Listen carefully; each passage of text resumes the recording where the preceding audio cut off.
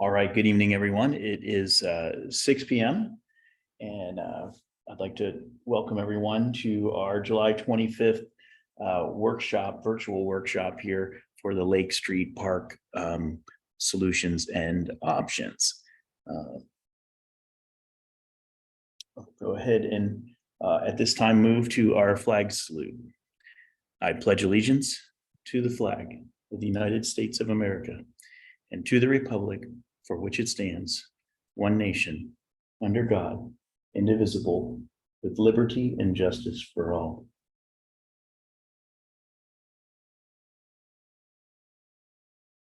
So we have a couple options tonight. We have a presentation that staff is going to provide us with. We can have public comment now, but it may be beneficial for everyone to look at the presentation first, then we can do some public comment and then have some council discussion for staff guidance at that point. Does council agree? Fine with Yes, me, sir. Mayor. All right, I don't see any objections. Robert, are you presenting tonight or Tanya permitting? I will. Can you hear me? Yes. Yes. No. So, yeah, we had a workshop on July 12th, and it was for a public information workshop. We had a lot of people participate in that workshop. And we'll go through exactly what we presented and also what was discussed, because there was a lot of consistency as far as what the final options would be. So we'll get into the introduction, DEP discussion, town council action items, a summary, and get into some of the options that we have here. So the introduction, residents have experienced unacceptable behavior from those using the park. There was FERDAP grants funded by FDEP. They were used to make improvements to the park. There was exploration of multiple layers that'll need to be addressed as far as the impacts. And then we'll go over the March 28th, 2023 comments from town council. So with the DEP discussion, we are not able to return the grant funds. We can, and this is with Tanya and I discussing this with DEP, not only staff, but the actual attorneys.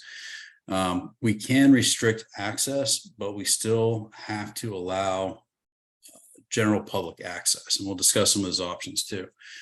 We can charge a fee for the use. We can restrict days, hours, pass holders can use the park. And then we can require acknowledgement, hold harmless agreement, and access can be terminated if acknowledgement parameters are violated, similar to the tennis pass and the boat pass. So here's a list of the items that we discussed in March. And again, apologize, it's hard being admin and present at the same time. Get pricing on fencing, and then the access systems.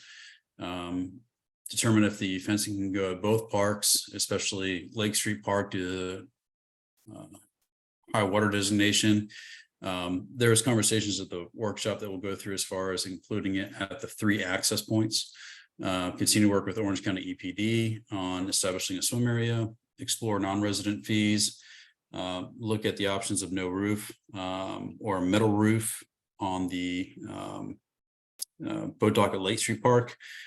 Explore the possibility of having somebody patrol the parks during the peak times. And then we reviewed these options with the town attorney. So the action items that we discussed, again, this is number 1, how much is it going to cost for the fencing? We still need to include third on there, but right now it's looking like about $48,000 for the grand total for both the fencing and the gates and the access systems. And the access systems would be similar to what we have at Fernwood Park, which has been well received. And again, for town residents, this would be free. And for non-residents, we would charge a fee. And here's a picture of what that fencing would look like. I feel sorry for this guy here. It looks like he's taking a selfie. But here would be the entrance point. You still see that people over here are still required to have the fencing. That is, here. That is based on the settlement agreement that the town had with those residents. And then here's the roof that we're talking about, either removing it, making it a metal roof, or just keeping it in place. And then here's another look at 4th Street. So again, you have the pier that goes out. You have the fencing here. And there's another look at Lake Street here. So the action items that were discussed were determining where the fencing can go at both parks, especially the Lake Street Park, due to the high water designation. We can only build it to the normal high water mark. Anything past that, we would have to do a CAI, which takes a while. We saw how, that process worked with Bird Island. And then also with the swim area or the non-motorized watercraft area, that's going to be difficult to do over in this area because of, enforcement. We don't want to create something that we can't enforce. You saw that with Bird Island. That was one of the concerns of Mayor Demings at the time, was to make sure that, okay, if we're going to put something in there, that it's going to be enforceable. With the limited access on Lake Down, it's going to be a little bit harder to enforce something that was actually established for Bird Island. But we'll continue to work with OCSO and Florida Fish and Wildlife. So with FDEP's requirements relative to the, when you receive the FERDAP grant, I think this was in 2007, 2008, the agreement runs with the land. So there's no going back. So what you can do is, just like you're doing with Fernwood, but Fernwood is a boat ramp. This is and has to remain a public park, which means that you can offer a free pass or a code to residents and then charge a nominal fee to non-residents. You can also restrict the amount of non-residential passes as well. And that's something we can discuss tonight as far as, there's over 3,000 people in the town of Windermere. And then, how many do you want to offer for non-residents? Or do you want to put a restriction as far as how many people can be at the park at one time? And we'll go through some of the enforcement issues we discussed with some of the general public. And here's some of the quotes for the roof. So a metal roof will be $5,535. I think we got this from Peter Fleck. And then to remove the roof structure would be $2,840. So it's really not a huge financial impact if we were to look at that. But again, that's something we can discuss. As far as having somebody over there, not a volunteer, but a paid person, you're looking at over $60,000. And this would just be for, 25 hours a week. But right now, remember, we have the Butler Channel Lakes Advisory Committee paying for off duty during peak times, especially during the summer, for Fernwood. And we do utilize that person to look at Lake Down and Lake Street parks. So in summary, the resolution to these issues will require multiple layers, adjustments, and modifications as well as sweat equity. The plan is to work towards minimizing the and decreasing the impacts. But these steps may require some discomfort or extra steps for residents. And again, this is the same thing we have to cut through traffic. How much pain do you want to inflict on your residents for something that is pretty much being caused by outside influences? So again, some of the things that we wanted to reiterate, and at the July 12th town council, or not town council meeting, but the public information workshop, there was a strong favorability for putting up the fencing, as well as giving the residents passcode. And then it was determining, what is the appropriate amount for for non-residents, how much can you charge them? How many people can you put in there? But again, the issue that arises is enforceability. Our jurisdiction ends at the water line. We would have to work with OCSO and FWC if somebody were to come in from the lake. And then also, there's an issue of, negative law enforcement interaction. Let's say that I'm a resident, my kids are out there, an officer comes up and asks for IDs, they don't have it, or, then they get kicked out, and that's a negative law enforcement interaction. Let's say there's 25 people at the park, and there's too many people there. Do you kick everybody out? Do you kick a certain percentage out? And then that again becomes a negative law enforcement interaction. But what we're trying to do is try to reduce as much as possible the amount of discomfort that the adjacent property owners are experiencing right now, due to the popularity of these parks. Now, another question that came up during the public information workshop was, why aren't these parks open right now? And that is due to the fact that we are still working with FEMA to pay for the repairs that we need at those parks. If we were to put those repairs in place right now, we will not be reimbursed. We've had inspectors out there, we've had our insurance company out there. These things take time. So we would just ask for your patience.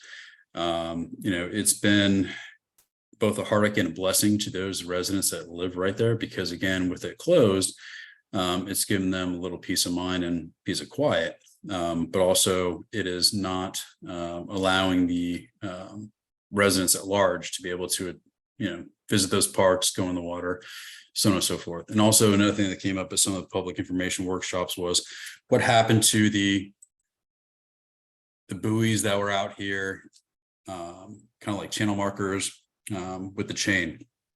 That was put in illegally, and we had an individual go to the Butler Chain of Lakes Advisory Committee to ask for additional buoys, and that's how we found out that they were never permitted, because you have to go through FWC and the state in order to get those things permitted, and we were under a $10,000 a day consent order.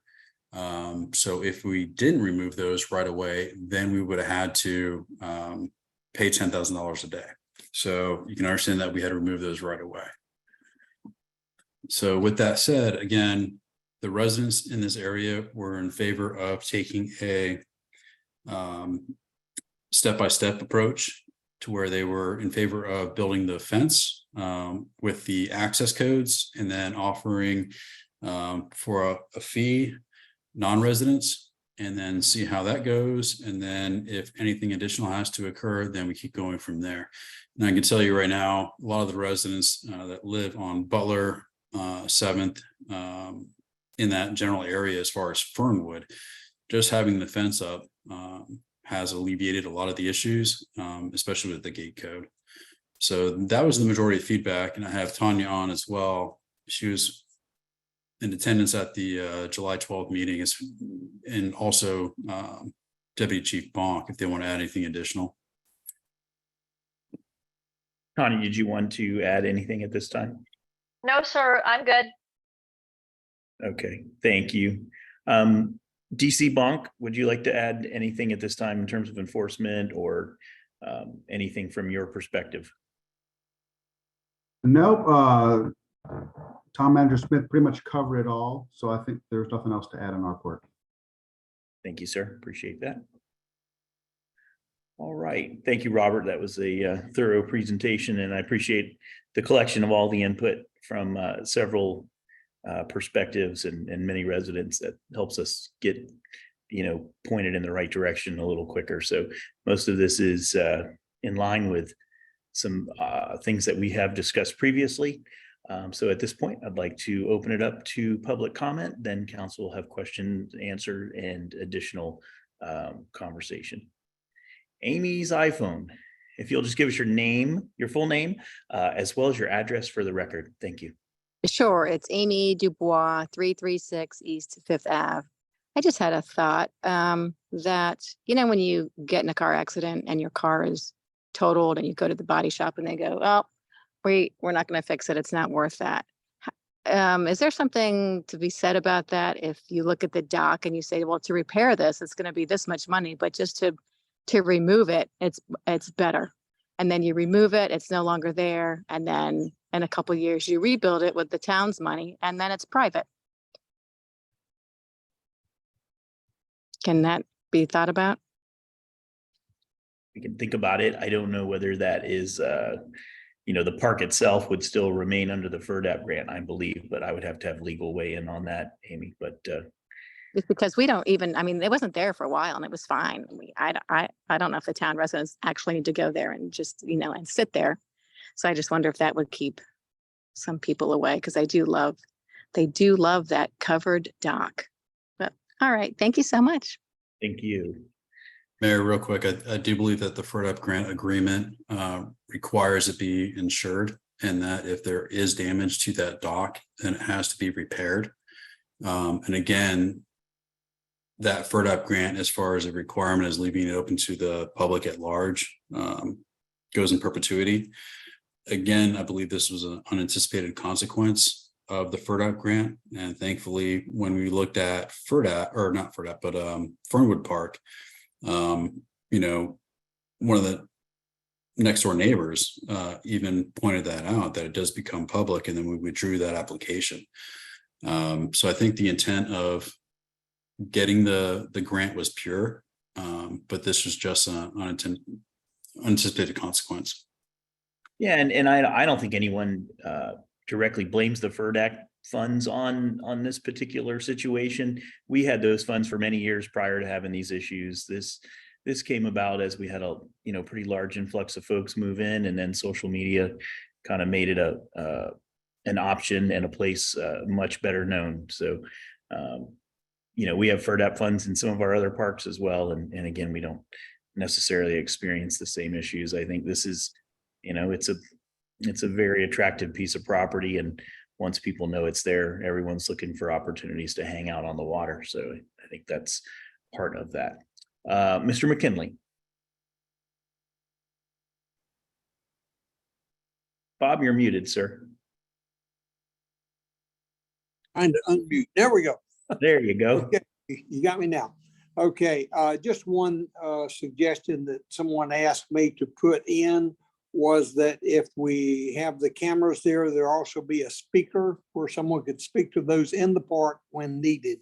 This would reduce in-kind person-to-person contact. I told them that I would pass that on. I agree on the fencing, and I think the fencing, just the fence being there, would solve a lot of the problems. The passes and stuff and regulating it is going to be difficult. And then again, like you said, someone coming in from the water, because we only own down to the water's edge. So if someone pulls a boat up in there, or they come in by boat, and as long as they stay in the water, they're good to go. So it's a difficult situation. As far as the roof on the dock is concerned, it's all we're doing is making it more difficult. But what has been happening will probably continue to happen, even with a metal roof. We have the signs posted, and I think from a legal standpoint, we've probably done what we need to do. You can't fix stupid. Kids are going to be stupid. They're going to do things. As long as you have it saying no diving, jumping, any of this, you've met, I believe, your legal obligation as far as it goes. It is nice to just go out there and sit when there's not 50 teenagers out there on the dock, but it's just a nice area that the residents can enjoy. Unfortunately, word has gotten out about the place, especially during COVID, and with a lot of places being closed, they found out about this place and kind of destroyed the idea behind it. And I haven't looked at the whole program yet, but does it call for fencing along that entire trail area along Lake Park, all the way down to 3rd? And where would the entrance gates be? I would assume one at Third, one at Fourth, and one at Fifth at Lake Street Park. That's all I have, but thank you. Thank you, Bob. Can you just give us your address real quick, sir? Yeah, 536 Magnolia Street. Thank you very much. Appreciate it. Mayor, And can I you see the property pictures website? Yes. Okay, so we would do the fencing along Third, along Fourth, and then along this area. But everything in the back here on these areas, Mm-hmm. they're required to put in a demarcation between the private property and the public property. But you would actually have to trespass onto private property in order to get to the park area to avoid using the gate. Got it. Yeah. And Robert, may I say something? Yes, ma'am. So if you go to Third, to where you had the map for Third, if you could go there. The reason that Third is not on here yet would be something we would put in later if it becomes an issue. And the reason for that is because actually your Bessie project has a huge rain garden and everything going in there and being constructed there. So there'd be no point in putting a fence and gate there right now because of that. We would have to tear it out for them to do what they need to do. And secondly, it gets awfully narrow. See, Robert, that narrow section there, it's really hard for people to actually come from there all the way over to those other areas. So the suggestion from Public Works staff would be to go with your gate and fence at Fourth and Magnolia, and your gate down at gate and fencing at Fifth Street at Lake Street Park first. And then we would see if it would be necessary to go to the expense to do something at Third and Magnolia once the Bessie project was completed. Yeah, you may be able to get in that narrow portion as well and just put a fence to the high water line so go out into the water, would not impede on others' property or get us in sideways with that Lake Down agreement either. So, all right, yeah, interesting. I think one of the questions I had while we're discussing the fence real quick is at Fifth Avenue Park. Is it the intent to have the fence run into the water to the high water line? I think that's what I heard, but it was difficult to tell from the drawing, so I just wanted to confirm. So I don't think we're going to have an issue at Fourth and Magnolia. The fencing and the access system will be far enough from the water's edge. However, at Fifth and Lake Street Park, I do think that fencing will end up coming into contact with that high water mark that Orange County EPD was talking about, which is why on the slide for that, we talked about having our engineers help us to do the surveying, determine the high water mark, and get that permitted through Orange County EPD as part of this process. Good. Mayor, one thing though is we would probably put it over here. Can everybody see my Yes, cursor? you can see that. Yeah. The thing is we cannot put it over here because that would deny access to that Lake Street area that is covered by that grant. Yeah, or you may have to put a gate in there or something. I don't know what our limitations are. I agree. We'll have to maintain compliance with that. What I am wanting to be mindful of is that as we put a fence up that adjoins private property, that we're not unintentionally driving people onto private property because they can, see here from there. And just, I don't want to Sure. accidentally cause an issue, Yeah, understandable, Mayor. We have not had that situation yet at Fernwood. Okay. So hopefully that won't be an issue, but I do know that it is much easier to deal with people who are trying to trespass onto public property through private property than it would be for them having full access to a public park. Yeah, and I totally agree and understand that angle. What I'm trying to do is avoid an additional pain for those folks who would join that property. So my suggestion, of course, would be to work with those folks closely and within the agreement to see if we can do whatever is possible to eliminate that, just through common sense things and being smart where we put things, and maybe a little compromise with those property owners would go a long way. So, but I know it'll be an imperfect solution, but I just want to be mindful at the outset here. Councilperson Davitt. Just a quick question, Mayor. I know we were just talking about the fencing and the renderings show a 40 to 48 inch high fence. Is that what the costs were quoted as? It's going to be the same fencing that you have down at Fernwood and gating system at Fernwood. So it's going This- to be the same height as the Mhm. Fernwood fencing, so the rendering is Yeah. just a little bit off? Okay. Yeah, yes, sir. I just did my best to put something No, together to I kind of gotcha. show. I gotcha. But it's a That's good, what- it's a great point, Tony, and we want to make sure that everyone is aware that I believe that fence is closer to 60 inches at Fernwood. So when you look at this fence and this rendering, you would need to add at least another foot. Yeah, my concern, Mayor, was that this fence, I believe, is too low to cause any deterrence. I mean, that, the fencing at Fernwood is doing really well because of the height and, Yep.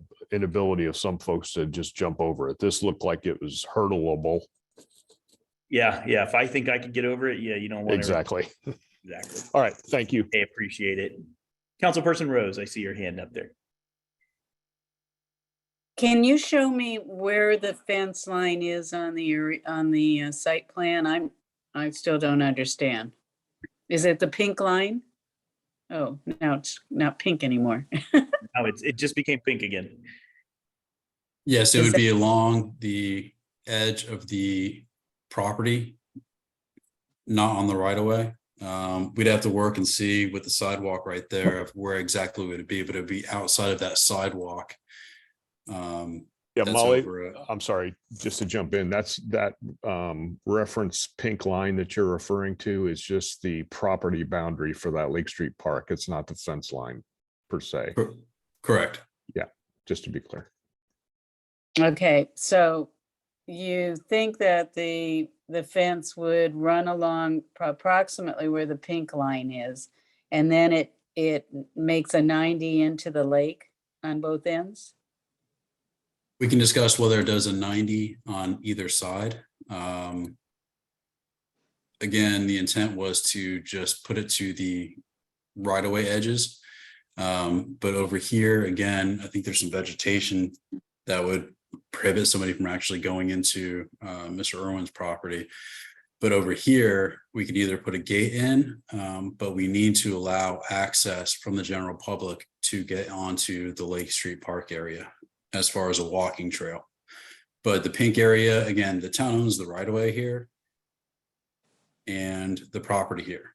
So we could put the fence along the actual sidewalk Mhm. and meander it over here on the edge of pavement if we needed to. Okay, and another question before I say what I think. If somebody is a resident here and they want to bring a friend, is it the intent that they have to think about that ahead of time, go get a pass for a friend, or can they buy a pass that they can use whenever they have guests that are there? It would be, you're allowed so many guests. But again, that's where the enforcement issue comes into play. Right, If you have one individual out there and they say, well, all 10 of these people out here are my friends, Right. then you'd have to allow it. If you restrict it to 5, 6, or even 3, then again, law enforcement has something to go with, but then it still becomes a enforceability issue. So I think just the visual of it may be a deterrent enough to hopefully curtail some of the issues that we're having at these two areas. right. And I might, I don't think what we're doing or what the state is doing at Bird Island's gonna work. I don't know if anybody's been out there lately, and I know it's not all there, but people are not happy with it, and they're sort of like not treating it seriously. And I don't think that the authorities can have enough manpower and time to enforce it. So I think it's kind of a waste of time for everybody right at the moment with what they're planning to do. I think the same thing here. I don't see how we could possibly enforce it without spending a lot of money. And it's really just on weekends and certain times a year that it's an issue. So I'm not sure how much that's worth, but I do seriously think we remove the roof. It's a liability. I don't think signs alone are going, it always gets down to the point, well, it's cheaper to offer them a payoff than to go to court. So I say get rid of the roof regardless of what else we do. But I think we're creating a situation here that is not going to be enforceable. Sorry, that's my point. That's my opinion. Thank you, Molly. Any additional council comments, questions? I see Councilperson Stroop. Hey, how y'all doing from upstate New York? Can you hear me okay? Well, we're hot, Tom, and you're. I know, and you don't believe it up here. We have what we call summer thermals up here because it just stays cool all the time. But I won't rub that in. Okay, thanks, man. But I think the fence is a great idea from a law enforcement perspective. I don't think it's the catch-all. I think it's a great first step, and I would like to see us move forward with just one step at a time. I know you mentioned that early on in the conversation. I don't think we should get it muddied up with everything else that we might or might not do in the future, whether it's a roof or whether it's, security or whether it's enforcement or passes. I think the fence and the passes kind of have to happen at the same time. And I think we can figure that out pretty fast. We're pretty intelligent about stuff like that. And we have other examples we can use, like for the tennis courts and places like that. But I think the fence is a first step, and I'd hate for us to get mired down in all of the other details that we can address later. When I think the fence is probably the most practical thing we can do right now.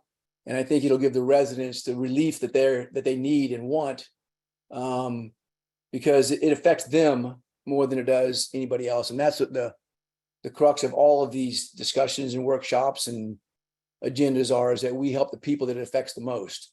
So in this case, I think that a fence, I will say yes, it's probably not going to be a catch-all for everything, but I guarantee you that you'll probably get some of the same thank you letters that you got from Fernwood Park shortly after it's installed. And I think we should move forward with, my suggestion is move forward with the fence and then chop away at all the other stuff on separate occasions so that we don't get this whole fence thing delayed. Thank you, Councilperson Stroop. Councilperson David. Well, Councilperson Stroop kind of took what I was going to say. I think the fence is a great idea, and I do think we should take one step at a time. I was curious, did we mention we are installing cameras, or are there cameras already there? I wasn't clear about that. There's cameras over at 4th and over here. Okay. So do we have an idea of hours and how many days a week we would even want to open it to the public? Has that come? Because maybe you wouldn't need passes if you had like certain days of the week and timeframes that they're allowed to. They'd still have to come get a code, but and pay for that. But we wouldn't have to enforce it if there were certain days of the week that they were allowed to enter, and then their code doesn't work on the off days. Is that something we could think about? Something we can do. We're thinking similar, again, with the amount of sweat equity that this would have to involve with the limited staff that we have. We would start out just like we have with Fernwood for the hours, just like the other parks, from dawn to dusk, and then possibly adjusting those hours for, like 4th of July or something like that. But that's something we can consider as far as, for non-residents, can we allow not to allow them to go to the parks during certain days of the week? That's something that we're going to have to negotiate with FDEP. Okay. Yeah, and I might suggest that we, give ourselves a menu there of options from, most restrictive to less restrictive. And then kind of weigh in on what we submit to the authorities for approval from that juncture. Yeah. And I will let you all know that if that was something that you wanted to do, our access system that we're getting with this makes that very easy. You can give certain dates and times to a certain code that you enter into the system. So that's doable and plausible should you decide to go that route in this system. Fair enough. All right.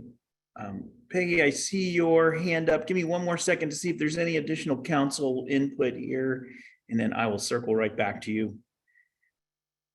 Councilperson David? I'm sorry, I do have one more thing. Have we considered opening when this is, done and we see some, less traffic, I would say. Have we thought about opening the parking up again for residents only? Because I know I get a lot of complaints about people not being able to park, to drag their kayaks down, and they have to go take their car somewhere else and they have to come back and get it. So I was just wondering, have we thought about possibly, once we've solved this and we see numbers going down and not as much activity, have we thought about possibly reopening it just for residents? At Fifth Avenue Park, there is no parking, nor has there ever been any there. On Fourth, there has been some parking there, so.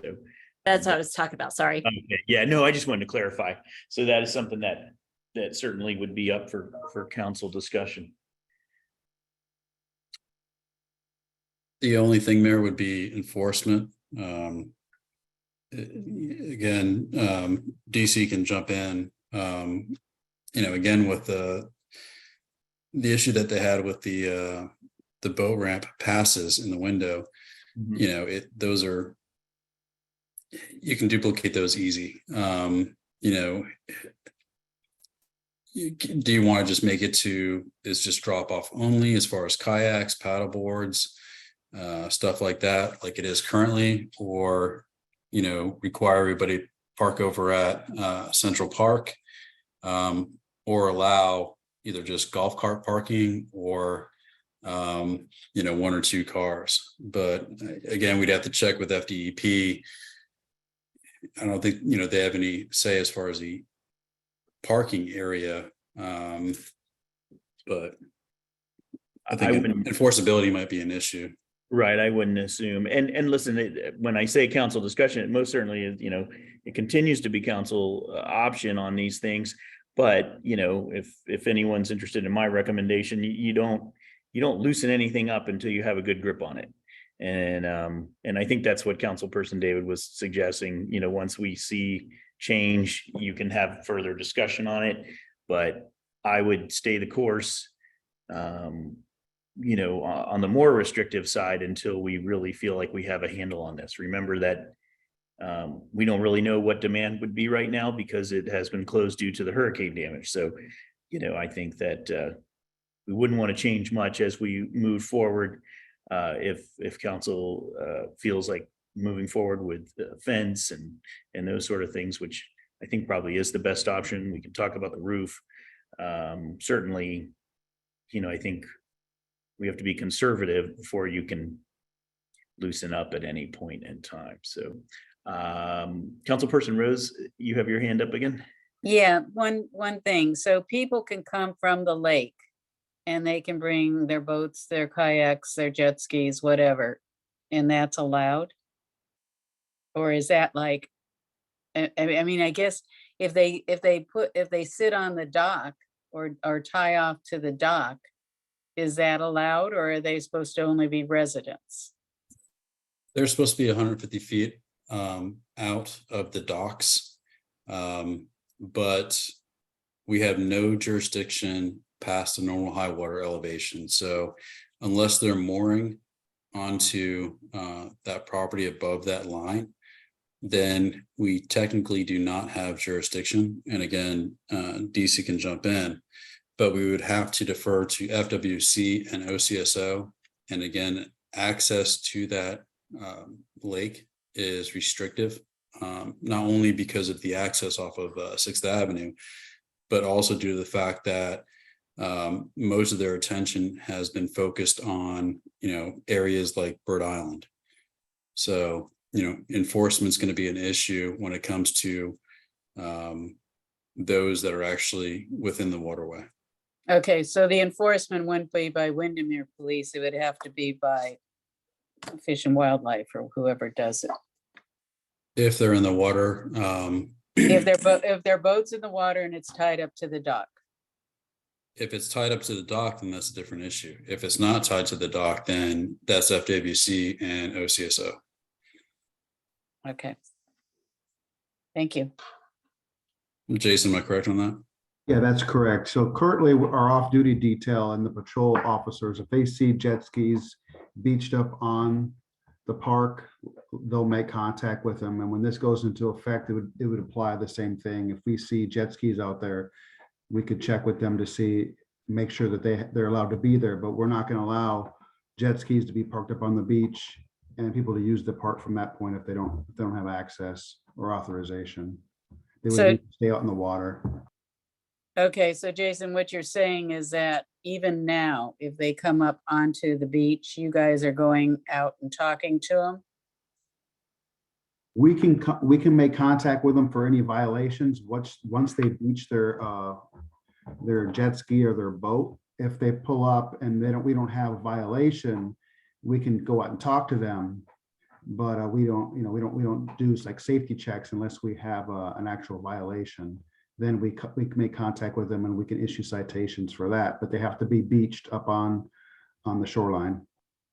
Okay, but you can do that now without them. So in other words, it doesn't matter whether they're, I guess, a resident or a non-resident, or maybe now, I don't know. I'm just not understanding. I don't get it. So if somebody beaches right now, it doesn't matter whether they're a resident or non-resident, they're not allowed to do it. They got to move, right?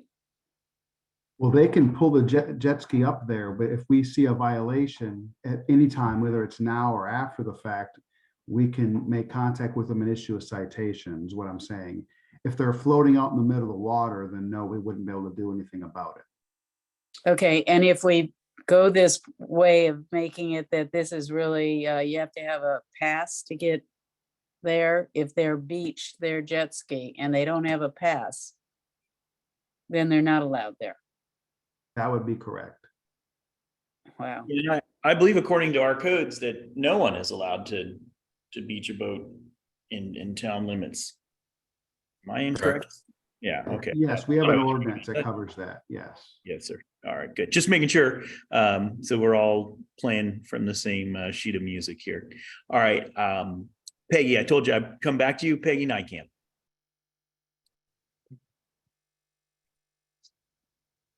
You want him to see you? I did, you're unmuted, talk. Hello, this is James Nightcamp, the other half of Peggy Nightcamp. Hey, James. I operate a condo hotel and a 5-foot fence, anybody can go over it. So I noticed you said you had cameras operating in these areas. So I would suggest they be motion activated, and if they are, they somehow connect to the officers that are on patrol for that day, and then they can take care of the situation. Go ahead. Sorry. Go ahead, sir. No, go ahead. Oh, I was going to let you know that I believe that our cameras do exactly that. Officers do have access to them. I don't know. I think they record everything, but again, I think I'll let DC weigh in on that, but I didn't want to interrupt you soon, so continue on with your thought. I just wanted to get the answer for you as we're working here. No, that's okay, because I was going on to another thought. So you used to have like swim areas around these docks. Are you allowed to have that? Or once you're out past the land, can you not create a swim area? So the swim area was not legal or enforceable, and actually the county and DEP threatened to sue us for that. So we had to remove that swim area barrier there.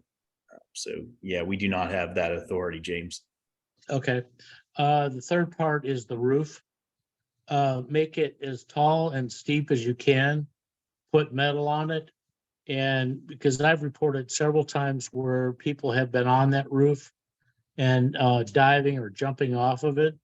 So I think if you made it metal and steep, they would have no reason to go up there. Excellent. Thank you. Can you give us your address, James? Yes, I'm sorry, 205 East 5th Avenue. Thank you very much. That's just for the record, so we know who spoke at tonight's meeting. Thank you, Mayor. Sorry to problem. interrupt. To his first point, we did have those motion activated. The only problem is once a bird flew by or anything, the wind would blow, then they would be activated. But all of the patrol officers do have access to those cameras, and we do record and can go back and record what's happening at the parks. And we also have license plate readers at the various parks too. So if something happens, we can go ahead and tag those and then trespass them after the fact if something were to occur. Yes, and DC Bonk can correct me if I'm wrong, but the officers do monitor those cameras from their phone frequently. Yes, that's correct. We officers have a patrol phone, and both phones that we assign to the on-duty officers have access to all the cameras. So they're able to review video live from their vehicles. So we can always notice anything. If we get a call from a resident of something going on, we can immediately check the cameras too to see what's going on at the park live. Thank you for your time. Thank you. Thank you for your comment. Thank you, DC and Tanya and Robert for chiming in as well to kind of clarify a few of those things. Nora. Nora Brophy, 426 Magnolia Street. About the parking on 4th Street, I think if you put a gate in like we have at Fernwood, right at where 4th Street ends at Magnolia there, then we could save those 4 or 5 places of residence parking, because Mandy's right. We get a ton of calls and emails from people who want to be able to, put their kayak in and kayak around for a couple hours and park their car there. And I think those 3 residents that live in there would probably appreciate that, because they have the most complaints about all the people that park illegally. So maybe that's something we can look at. Thanks, Nora. I'm guessing, guys, that the quote that we have is not for another large electric gate, I'm assuming, right? No, it is. It's for is. it's fencing, gates, and access systems at Lake Street Park on 5th and at 4th and Magnolia. So there would be 1 gate and a fence at 4th and Magnolia, and it would be where the where the current wood fencing is, just before you step into the area where you can go down to the lake. It would go along that area and have a gate access right there. Right, Right, but but it's some, sorry, Mayor, go ahead. no, I was just clarifying. So, but it is not an auto, electrically operated Oh, gate no, like we have at the no, those no, are- sir. It's a pedestrian gate. There would be no vehicle gate there at this point. No, that's Okay. not the quote. Yeah.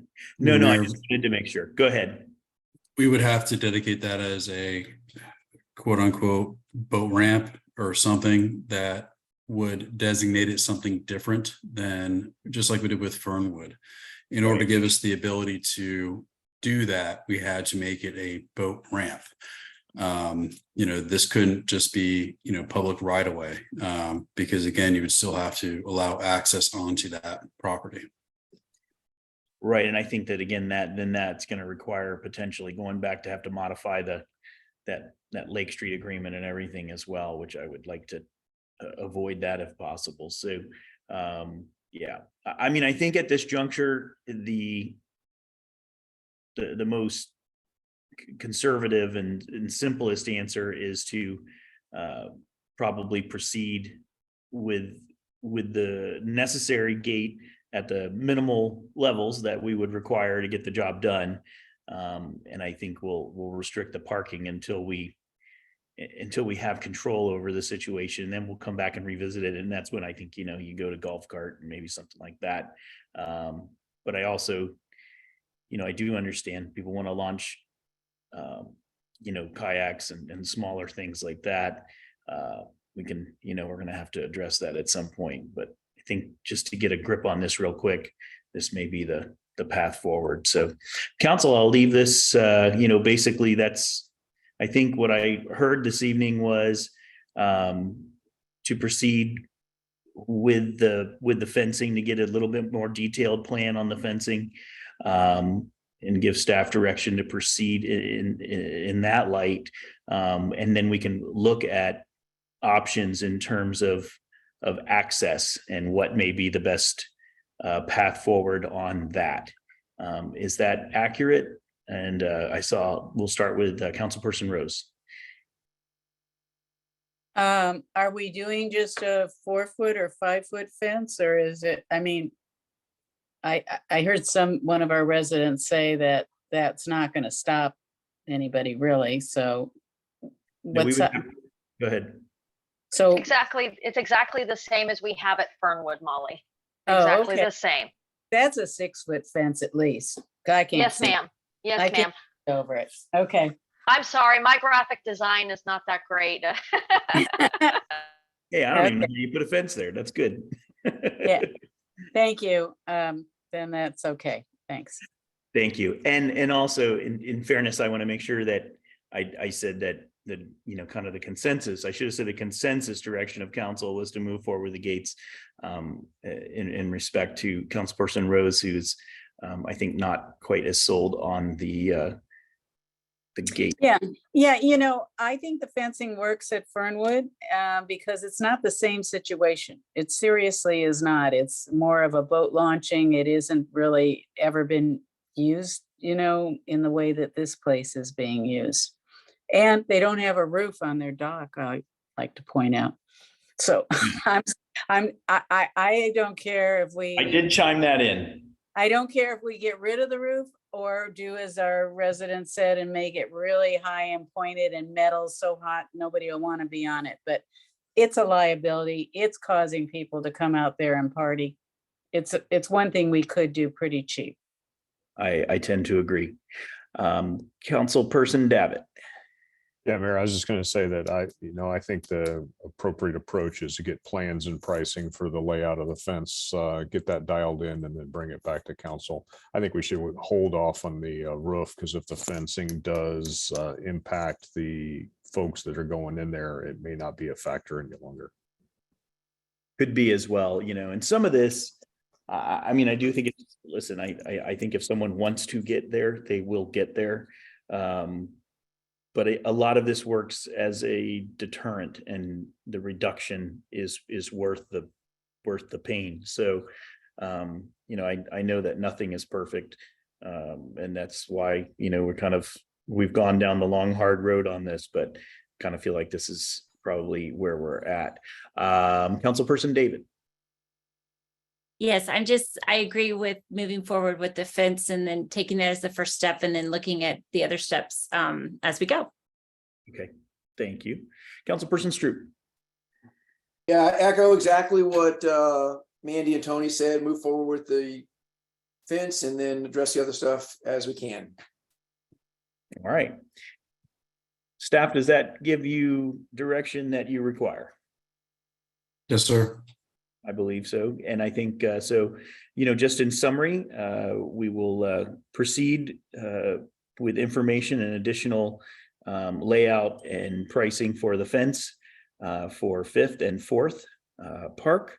And then we will look further at options to do with the dock roof itself at that juncture. Any additional comments, questions, or concerns, council? Any council reports for the public or staff?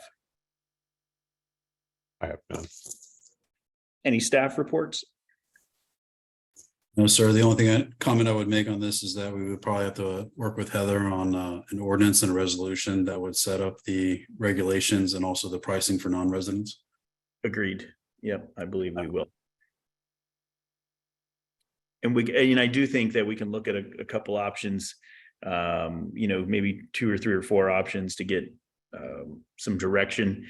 I'd probably rather put something in front of council than have to, do the painful negotiation of how you restrict. It's difficult. So we can kind of, give a buffet and go from there. All right. If there's nothing additional, we will close our Town of Windermere workshop at 6:54 p.m. We're adjourned. Thank you. So Thank you all. Appreciate everybody's work. Thank you, Mayor. And it's a pretty good fenced on you.